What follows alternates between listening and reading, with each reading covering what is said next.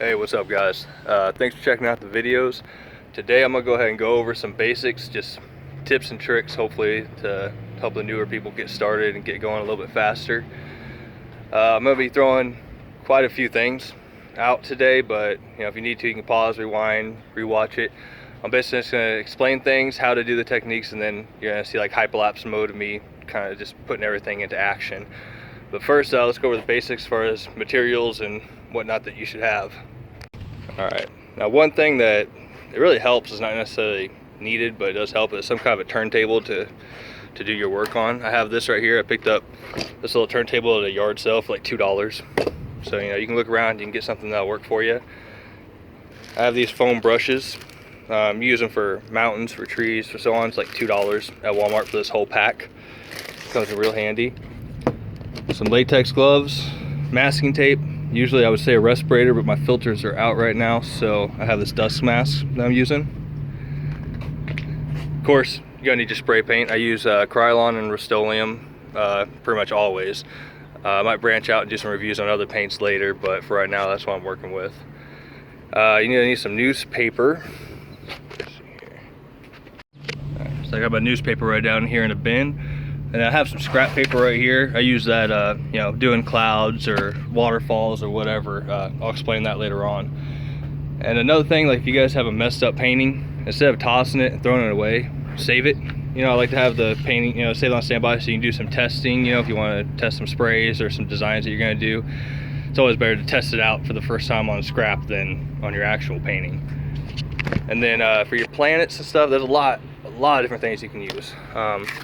I just have some circles that I cut out poster board. I use those for planets or for eclipses usually. You can use the cap from your spray cans. Another thing a lot of people don't even think about doing, if you have just regular cans from food, those make great stencils for planets. And the reason is that they have that nice thin rim. You want the thinner rim, that way it's not gonna grab any paint, it's not gonna peel it back up.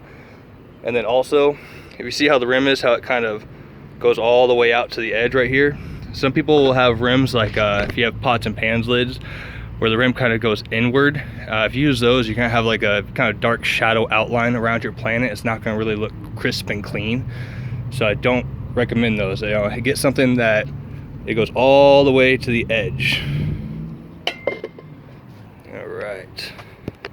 If you don't have a ventilated area inside, then definitely paint outside. I know for some people weather is gonna make that difficult, so you can get some type of enclosure. I used to have a tent that I would paint in, but I have this table right here. It's just a fold-up table that somebody was get rid of, things for like 10-15 bucks online. So I picked that up. Before I paint, I always like to let my paint cans just sit out in the sun for a little bit.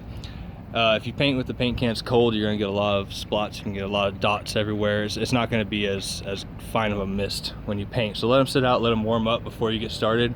And always remember to shake them before you start. Shake them really, really good, and then even while you're painting, before you spray, go ahead and shake it again.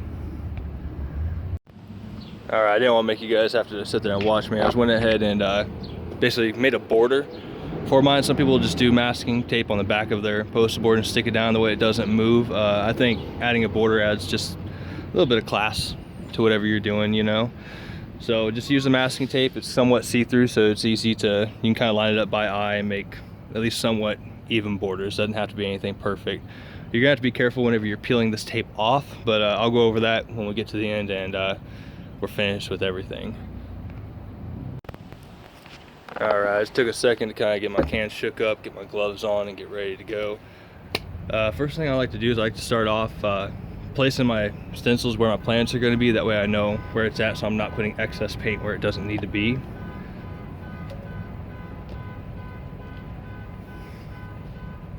Yeah, I think that looks okay. So just take a little bit of, you can use black or really any color you want to. I always just use a little hint of black. Just kind of mist it.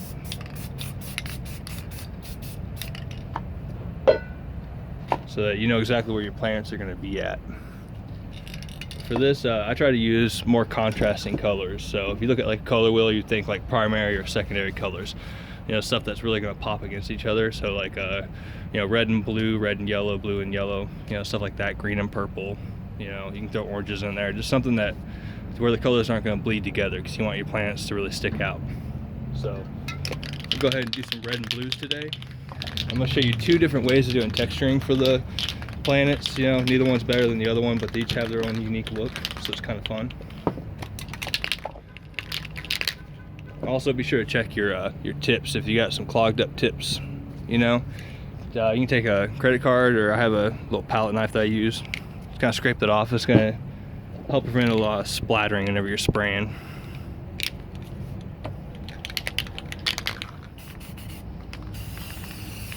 I haven't found that it's really necessary to have it put down in any certain order. I always spray off to the side in case there's a little bit of just straight liquid in there, otherwise it's going to get runny whenever you do this. Throw this white here.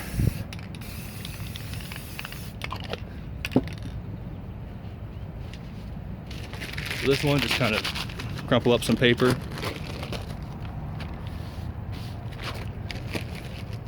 You can get that nice little textured look right there. For this other one, instead of just doing a place, we're going to do a place and smear.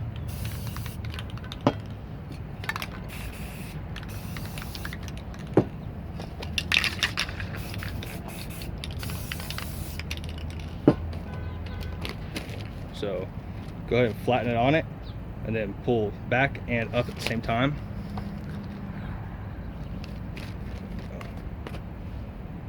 Now the reason I have, I use Rust-Oleum and Krylon paint, and the reason is because to me they both have different uses. The Krylon is going to be a little bit thinner, so it's going to be good for shading. So when you're doing like the dark side, the light side of the planet, so like that, you know, the Krylon is going to be really good for that. It's not going to lay down too thick. But the Rust-Oleum is good if you want the more vibrant, thicker paints. You really want it to pop. Okay, so if you're trying to go for that realism look, me, I already know that my light source is going to be over here, and I want it to be a black hole. So let's go ahead and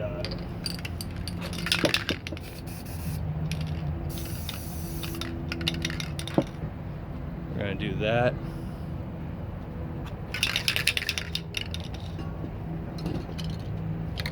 Now I like to add, like I said, I like to make mine look as realistic as I can, so I like to do a nice shadow fade.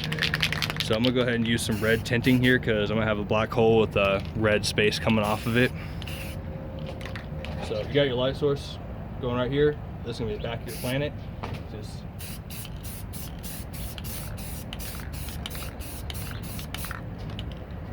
you can see I'm having a little bit of splatter, so I need to shake up my cam a little bit better. In fact, actually, I'm going to change it out for this Krylon. Like I was saying, it's a thinner paint. Still reddish. It's the watermelon color, so this won't be as thick and not as likelihood for that splattering to happen.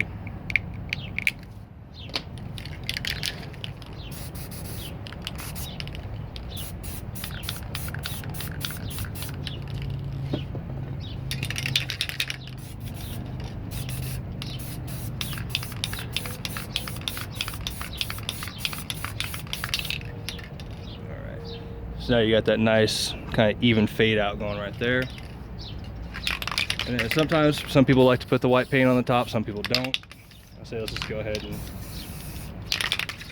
add on a little bit. I'm gonna open a fresh can though. Whenever your paint starts to get low, it'll also tend to sputter a little bit. It's getting empty, so make sure you have some full cans on standby just in case.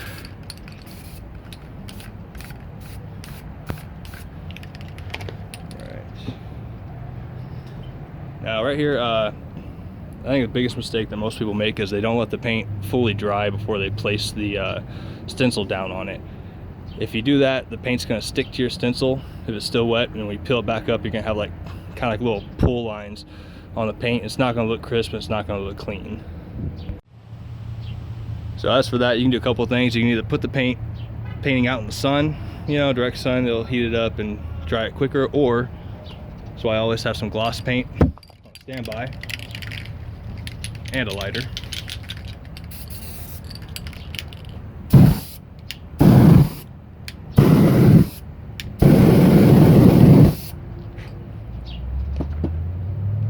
And then you'll notice I always paint outside of the area where the stencil.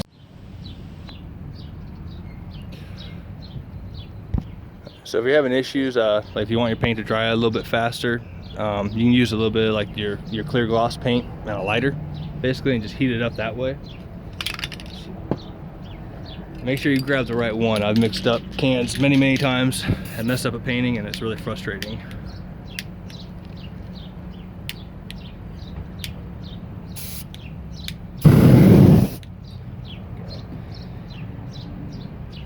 And then right here, you'll see I always paint outside of my plant area, and the reason is so I can do kind of a touch test, see if it's dry before I actually place my stencil down on it. Yeah, that's good to go. That one there. Now we'll come on over here and we'll do the same exact thing on this one.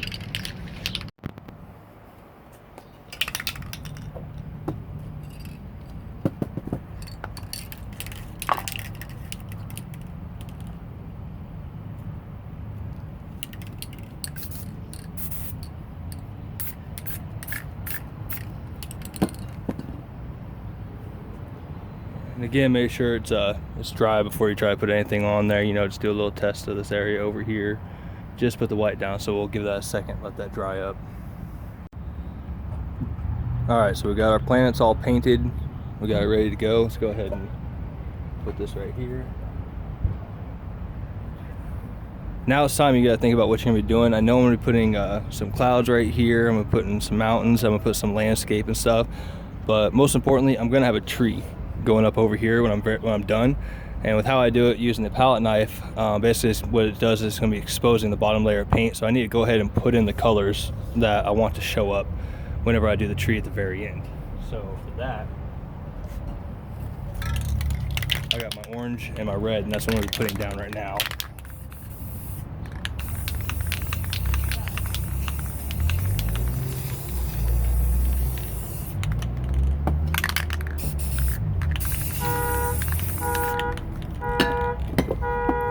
It doesn't look like much right now, but you'll see whenever we come to the end and we start doing the tree why that's important.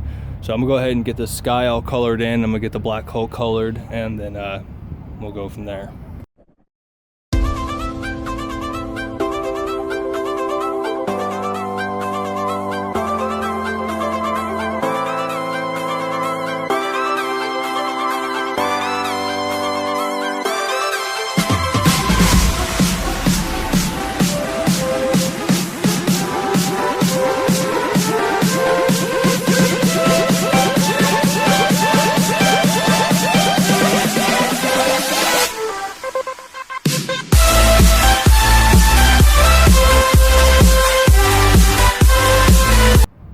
Alright, so like I said, there's gonna be some clouds and stuff going right here, so I like to start off with black, just kind of put in some of the darkness for the clouds.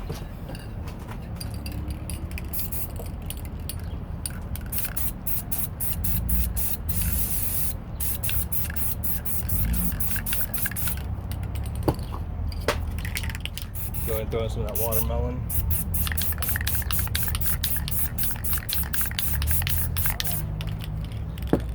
So here's where a kind of fun little cloud part comes in. Go ahead and take that spare paper that I showed you I had earlier, and just kind of tear it a little bit. I do have a video strictly on how to do clouds, so if you guys want to swing over and check that one out, a few people said it was pretty helpful, so you might find some good use there.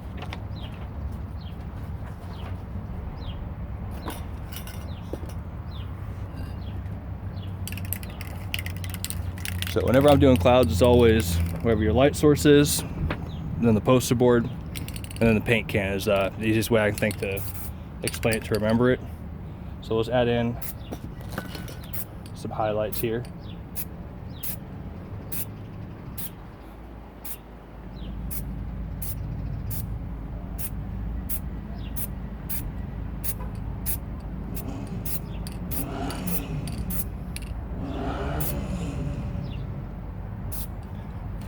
And once you have those highlights, you can come back through and put in some more brighter, kind of like little thick parts.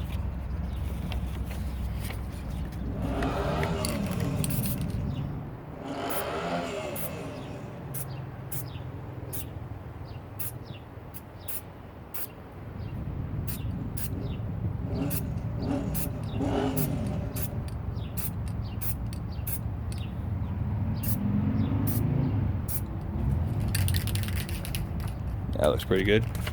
Next, we're going to put in the mountains. I'm just going to be using a foam brush and putting that in, so I'm going to go ahead and speed up the video for this part.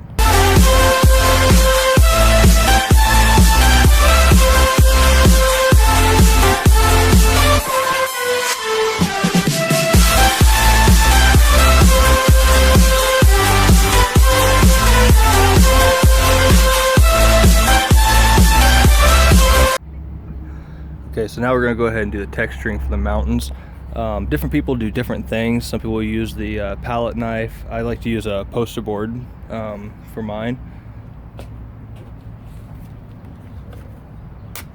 That's why I do stencils and stuff too, so I always keep my spare pieces. That way I have some nice flat edges that I can use for something like this. And I'll kind of do you a quick example for you, and then, you know, of course, I'm going to speed it up so you don't have to sit here while I do all of it. But basically what I'm going to be doing here is I'm going to be using a little bit of pink first, and I'll put a little bit of white on top. Now eventually, if you want to, you could do color on both sides of the mountains. It's not too hard, but it is a little bit more advanced, and since this is for beginners, I'm just going to go ahead and we're just going to do the shading on one side of the mountain, just kind of keep it simple for right now. So whenever I do mine, basically the way I think of it, if you look at the slope of the mountains, like I make my poster board do that same angle. So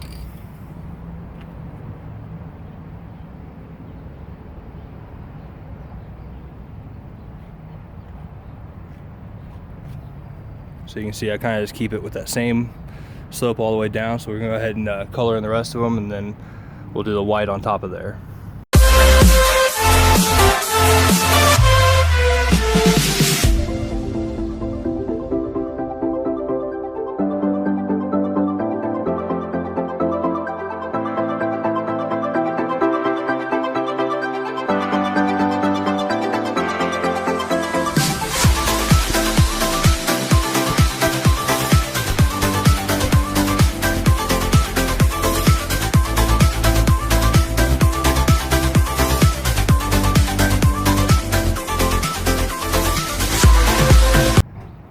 So as you can see, don't cover all of it. You want a little bit of the black still showing through, even on the bright sides you've chosen, you know, and then you have that pink or white, you know, it gives a little bit of a depth, a little bit of a texture to it. So there's different styles that you can do for the clouds, but since we've already done this style up here, we'll just go ahead and continue that. Down here, we're gonna put some clouds, and then we're gonna put some landscape in front of the clouds. So.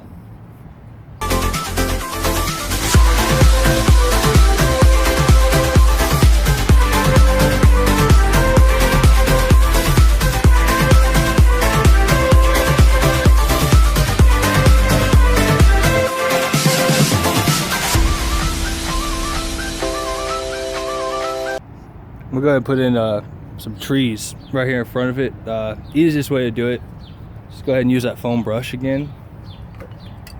Get some of your black paint.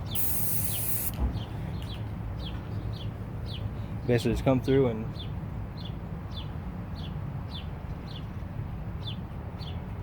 find it. Make sure it's thick. If you can start getting the streakiness, then add a little bit more paint onto your foam brush here.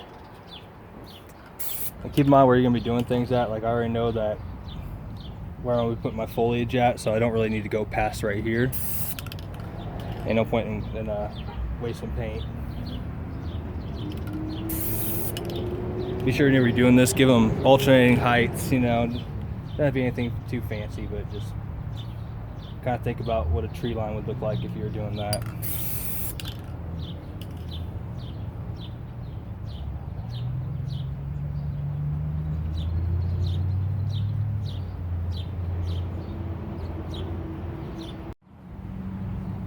Alright, so I went ahead and put these trees in here. It wasn't really part of my original plan, but I think it looks good. So let's do that. I'm going to put a little bit of fog in front of that, and then I'm going to do some landscape in front of there. Basically, I'm just going to take some newspaper, crumple it up, and then I'm going to dot in my outline of where my landscape is going to be, and then black it out and go from there.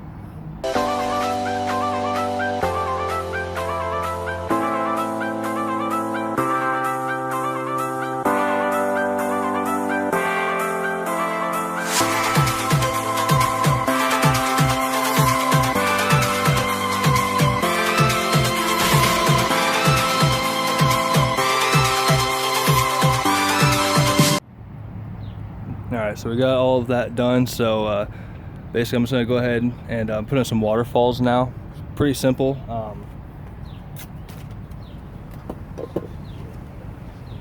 Take a little bit of your white paint, a straight piece of poster board. Just get a little bit on there.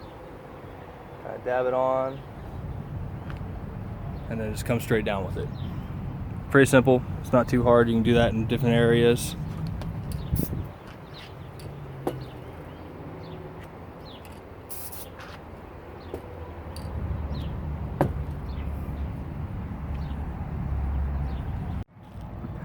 So I went ahead and added a little bit more of a waterfall right here. I didn't feel like that was coming down far enough.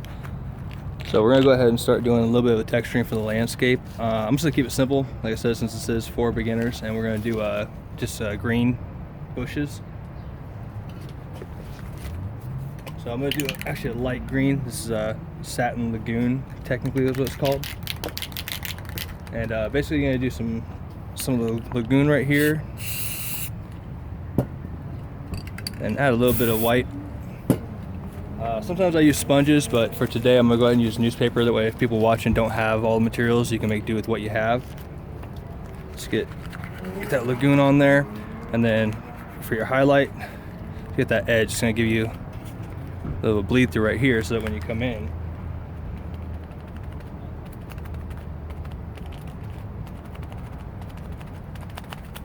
you have a little bit of a transition there. So we'll go ahead and we're gonna get all of that done, and then we'll do that last part of the tree.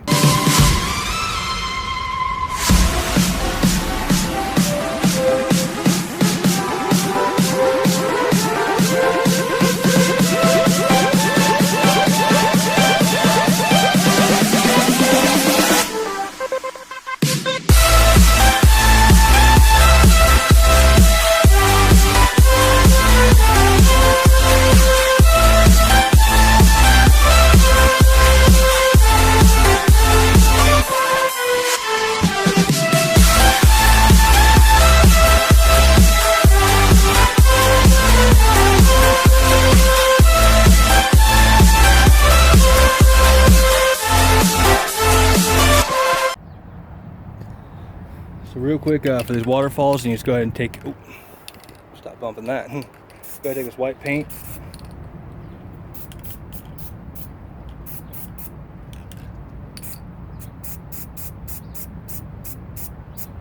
Just kind of put it in like where the waterfalls would be at. So we're gonna go ahead and we're gonna do the tree over here that I was talking about in the beginning. So for that, that's where your clear paint is really gonna come in handy. Basically, it's gonna use that to re-wet this area. I like to put it on a little bit thick, that way it stays wet for a little bit. I'm out here in California, so it's a little bit hot, you know, all the time. Just take your scraper, or you can use palette knife, you can use poster board. I started off using poster board. Just kind of come down here.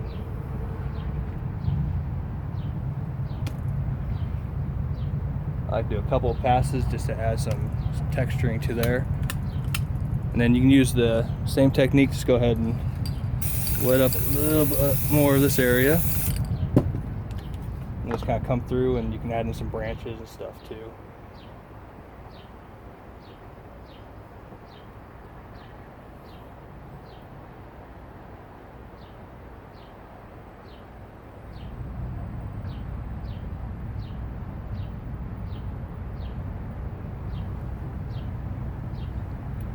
If you're having issues where it doesn't look like it's really going down far enough, go ahead and put a little bit more of that clear paint on there. Let it sit for a second, and just gonna re-wet that area so that you can go deeper into that paint. There we go.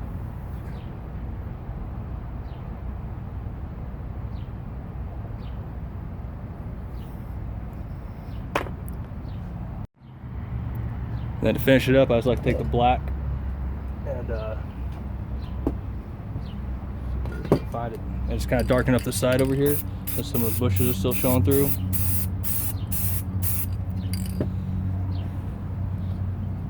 And now whenever you're peeling this tape, you want to be sure to peel away from the poster board. If you peel towards it, it's going to grab the edge of the poster board and it's going to tear it. So peel it away. Let's go ahead and get that unpeeled.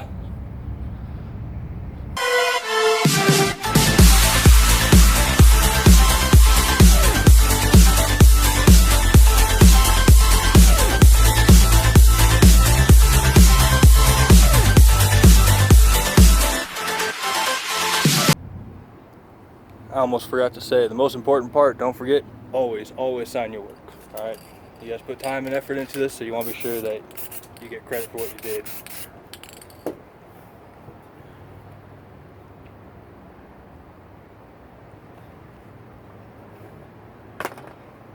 All right, guys. Well, I hope you guys like it. Hope you had fun. If you have any questions about anything, you want some clarification on stuff, just feel free to hit me up on here, shoot me a comment, and I'll do what I can to help you out. Hopefully I'll have some more videos coming your way. Take care, guys.